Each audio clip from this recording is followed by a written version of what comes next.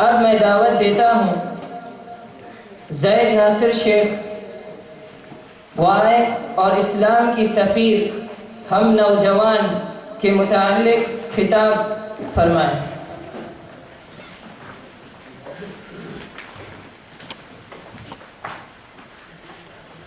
السلام علیکم ورحمۃ اللہ وبرکاتہ۔ بسم اللہ الرحمن الرحیم، الحمد للہ رب العالمین، والصلاة والسلام علیکہ اشرف الخلق اجمعین، نبینا محمد وعلى آلہ وصحبہ والتابعین واتبعہم بإحسان إلی یوم الدین وبعد۔ میرے معزز سامعین کرام، محترم و مکرم اساتذہ، حاضرین جلسہ اور میرے عزیز ساتھیوں، میرے آج کے تقریر کا عنوان ہے اسلام کے سفیر ہم نوجوان۔ ہم نوجوان آنے والی نسلوں کے رہنما یعنی لیڈرز مانے جاتے ہیں۔ جب بھی کوئی نسل اپنے عروج پر پہنچتی ہے پھر وہ اپنی نوجوانوں کی طرف امید لگاتی ہے۔ ہر انسان اپنے بڑھاپے کے نزدیک اپنے اولاد کی طرف امید باندھ کر بیٹھ جاتا ہے۔ یہ امید ہم نوجوان ہیں۔ آج یہ سوال ہم مل کر اپنے آپ سے پوچھ لیں، کیا ہم یہ ذمہ داری لینے کے قابل ہیں؟ آج کے نوجوان ایک انجان سی دل بہلانے والی دنیا کے خوابوں میں جھوم رہے ہیں۔ ہم اس گلیمرس دنیا کی طرف دیکھ کر اس کی طرف کھینچے جاتے ہیں۔ مثال کے طور پہ جس طرح چھوٹی چھوٹی ٹڈیاں اور کائیاں اندھیرے میں تیز روشنی کی طرف دوڑ جاتے ہیں، کبھی آگ میں بھی لپک جاتے ہیں۔ ان کو تو یہ پتہ بھی نہیں رہتا کہ جس اجالے کی طرف وہ دوڑ رہے ہیں وہاں خطرہ بھی ہو سکتا ہے۔ 30 سال پہلے کے نوجوانوں کا حال ہی کیا تھا؟ یہ موبائل، لیپ ٹاپ، ٹیبز، انٹرنیٹ، فیس بک، ٹویٹر وغیرہ سے تو واقف ہی نہ تھے۔ مگر ہم اپنے آپ کو دیکھ لیں، ماشاءاللہ مبارک ہو ہماری جنریشن پر کہ ہم ان چیزوں کے بغیر زندگی تصور بھی نہیں کر سکتے۔ ہمیں چاہیے کہ ہم اپنی طاقت کو، چاہے وہ علمی ہو یا جسمانی، اس کو صحیح طریقے سے دین کو فائدہ پہنچانے کے لیے استعمال کریں۔ ہم نوجوان اپنی گزری ہوئی نسل کی امید ہے اور آنے والے نسل کے لیے ایک رول ماڈل ہے۔ کوئی بھی قوم جس کے نوجوان راہ راست پر ہو وہ کبھی ناکام نہیں ہو سکتی۔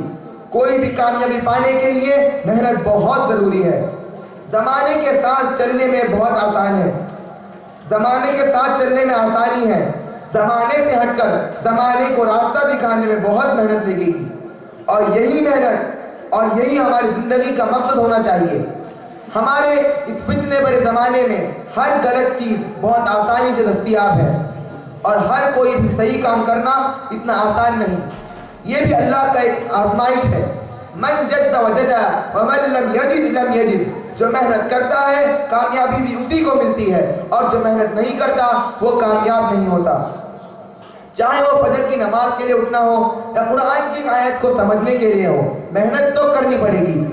ہمیں چاہیے کہ ہم اس محنت کی عادت ابھی سے ڈالیں۔ ہم ایک ایسے معاشرے میں رہتے ہیں جہاں ہمارے نسل کے نوجوان ٹیبز، لیپ ٹاپس، فیس بک کی چیٹنگ اور انٹرنیٹ کیفیز میں گھنٹوں بتا دیتے ہیں۔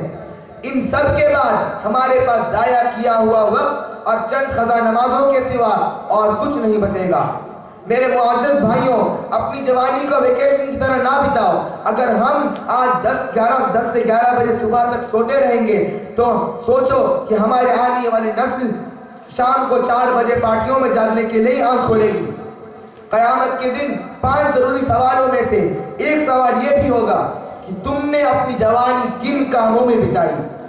کہیں ایسا نہ ہو بھائیوں کہ ہمیں کہنا پڑ جائے کہ ہماری گلیوں میں سیریا کی ٹھنڈ میں کانپ رہے مسلمانوں کے لیے گرم کپڑے اور بلینکٹس کی مانگ ہو رہی تھی، اپنی مسجدوں کی صفائی کے لیے والنٹیئرز پکارے جا رہے تھے، اپنے ہی محلے کے بیمار بھائی کے لیے کچھ روٹیوں کا انتظام کیا جا رہا تھا، مگر ہم جواب دینے والوں میں نہ تھے، کیونکہ ہم اپنی آنکھوں میں لیٹسٹ ویڈیو گیم سجا کر اور کانوں میں آئی پوڈز ٹھوس کر بیٹھے تھے۔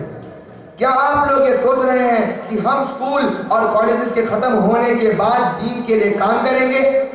جب ہم ورکنگ زومبیز بن جائیں گے اور ہفتوں کے 5 دن دنیا کی ریس میں زیادہ سے زیادہ پیسے کمانے کی بھاگ دوڑ میں لگ جائیں گے، یہ تو ایک دھندلا سا خواب ہے نوجوانوں۔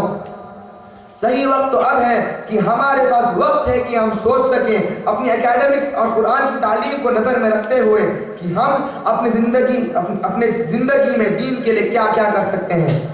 ویسے تو ہم سپر فاسٹ زمانے میں جی رہے ہیں جہاں میسیجز بھی سپر فاسٹ، چیٹنگ بھی سپر فاسٹ، گاڑیاں بھی سپر فاسٹ، انٹرنیٹ بھی سپر فاسٹ، اور سب سے سپر فاسٹ ہماری نمازیں۔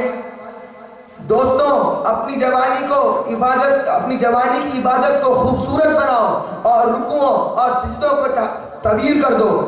ہماری ٹیکنالوجی اللہ کا دیا ہوا بہت بڑا احسان ہے ہمارے اوپر، اسے ہمیں جنت میں جانے کا راستہ بنانا چاہیے، نہ کہ دوزخ میں جلنے کا۔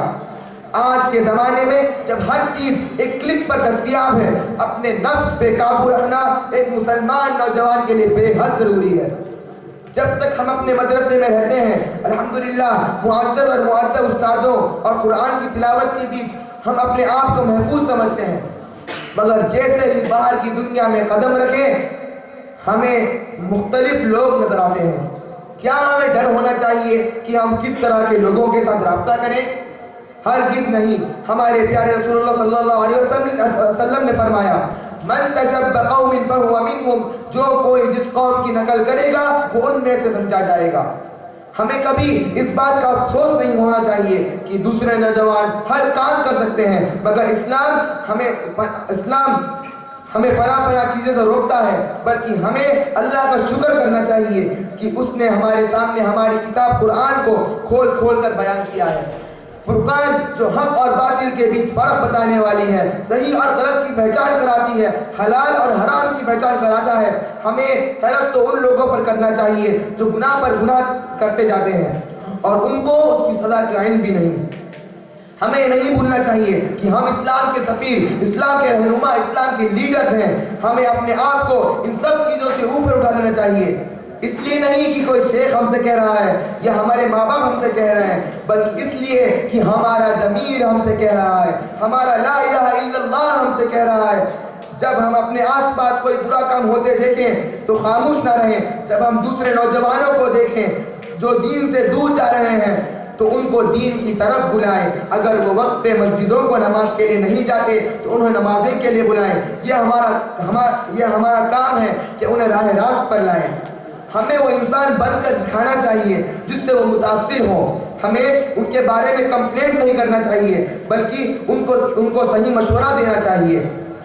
اللہ سبحانہ وتعالیٰ نے ہمیں امت کے رہنما بنائے، ہمیں اسلام کی ایسی مثال تعمیر کرنا چاہیے جس سے جب غیر مسلمان ہمیں دیکھیں تو ان پر بھی اسلام کا انفلوئنس ہو۔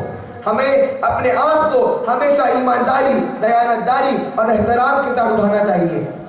غیر مسلمانوں کے ہاتھوں میں پامفلیٹ پکڑا دینے سے، آڈیو اور ویڈیو کلپنگ دکھا دینے سے اسلام نہیں پھیلتا، ویب سائٹ کا ایڈریس دے دینے سے تبلیغ نہیں ہوتا، بلکہ اصلی تبلیغ تو ہم نوجوان مسلمانوں کا کردار ہے۔ ہم اپنے منہ کے سے ایک لفظ بھی کہے بغیر خود ہی تبلیغ ہے، اسپیشلی جب ہم غیر مسلمانوں کے بیچ رہتے ہیں اور وہ مسلمانوں کو تنبیہ کی نظر سے دیکھتے ہیں۔ جب وہ لوگ ہمارے برے کردار کو دیکھیں گے تو یہ نہیں کہیں گے کہ اسلام اچھا ہے اور مسلمان برے ہیں، وہ تو یہی کہیں گے کہ اسلام برا ہے، اسلام غلط ہے۔ جب بھی اگر وہ ہمیں غلط کام کرتے ہوئے دیکھیں گے تو وہ اسی کو اسلام سمجھیں گے۔ اسی لیے ہمیں یہ ہر گھڑی یاد رکھنا ضروری ہے کہ ہم اسلام کے سفیر ہیں، ہم اسلام کے ایمبیسڈر ہیں۔ اللہ سبحانہ وتعالیٰ قیامت کے دن ہم سے پوچھے گا کہ یہ وہی اسلام ہے کہ یہ وہ اسلام ہے جو تم نے غیر مسلمانوں کو دکھایا تھا؟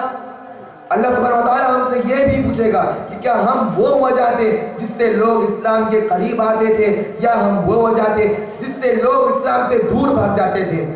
ہم آج کے سفیر اسلام، ایمبیسڈر اسلام ہیں۔ ہمیں اپنے دین کو دنیا کے سامنے ایسے ریپرزنٹ کرنا چاہیے جیسے کہ وہ ہمارے لیے اللہ سبحانہ وتعالیٰ کا دیا ہوا سب سے بہترین تحفہ ہے۔ اللہ سبحانہ وتعالیٰ ہمیں اس ذمہ داری کو بخوبی نبھانے اور اٹھانے کی طاقت دے۔ ہماری زندگی کا مقصد یہی ہونا چاہیے کہ جب اللہ سبحانہ وتعالیٰ جب ہم سے ملے گا تو وہ ہم سے راضی ہو انشاءاللہ تعالی۔ میں اپنے چھوٹا سا بیان ایک اشعار کے ساتھ مکمل کرنا چاہتا ہوں۔ یہ کہتے ہوئے کہ ہم نوجوان زمانے کے ساتھ بدلنے والوں میں سے نہیں، بلکہ ہم اسلام کے سفیر بن کر، اسلام کے ایمبیسڈر بن کر زمانے کو بدل ڈالیں گے۔ ہم کو مٹا سکے یہ زمانے میں دم نہیں، ہم کو مٹا سکے یہ زمانے میں دم نہیں، ہم سے ہے زمانہ، زمانے سے ہم نہیں۔ بے فائدہ عالم نہیں، بیکار غم نہیں، توفیق دے خدا تو یہ نعمت بھی کم نہیں، ہم سے ہے زمانہ، زمانے سے ہم نہیں۔ وآخر الدعوانا الحمدللہ رب العالمین۔ السلام علیکم ورحمۃ اللہ وبرکاتہ۔